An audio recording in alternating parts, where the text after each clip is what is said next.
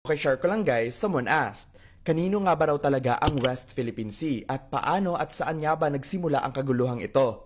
Let me explain something. First of all, i-differentiate muna natin ang West Philippine Sea at South China Sea.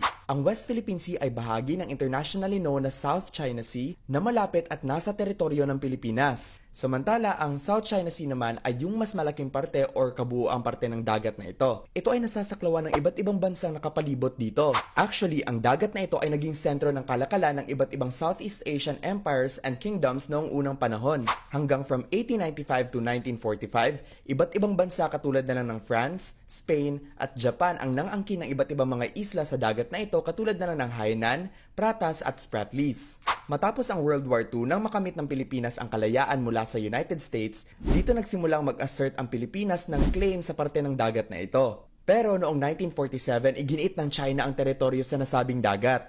Ayon sa kanila, ang buong parte ng dagat na ito ay pagmamay-ari nila alinsunod sa pinaniniwalaan nilang 9-dash line. Ang 9-dash line na ito ay mula sa map of the Chinese islands in the South China Sea na ginawa lang din ng China noong 1935. At dahil dito, umalma ang iba't ibang bansa katulad na ng Malaysia, Vietnam, Indonesia, Brunei at Philippines dahil nasakop na ng gawa-gawang linya na ito ang EEZ o teritoryo ng bawat bansang nabanggit. Ang EEZ or Exclusive Economic Zone ay isang legal na distansya mula sa baybayin ng isang bansa patungo sa isang point ng dagat kung saan pwede silang mangisda, kumuha ng langis at magsagawa ng iba't ibang economic activities. Pero patuloy pa rin ang China sa pananakop ng iba't ibang mga isla sa dagat na ito katulad na ng Scarborough Shoal at Spratly Islands. Kung kaya't nag-submit ang Pilipinas ng claim sa United Nations CLCS noong 2009. At noong 2012, nag-file ng arbitrary claim ang Pilipinas laban sa China na nag-uutos na ipawalang bisa ang pang-aangkin nila sa West Philippine Sea. At noong 2016, pinabura ng Permanent Court of Arbitration ang Pilipinas na nagsasabing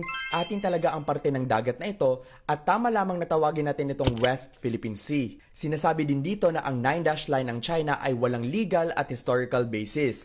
In short, gawa-gawa lamang po ito ng China. Kaya sa madaling salita, yes, atin po ang West Philippine Sea. At walang karapatan ng China sa parte ng dagat na ito. Pero sa kasalukuyan, patuloy pa rin ang pang-aabuso at pambabastos ng China dito. Kaya mahalagang maging informed tayo sa usapang ito upang ipaglaban ang karapatan natin. Kaya let's continue to raise awareness and fight for our nation's rights. Yun lang. Bye!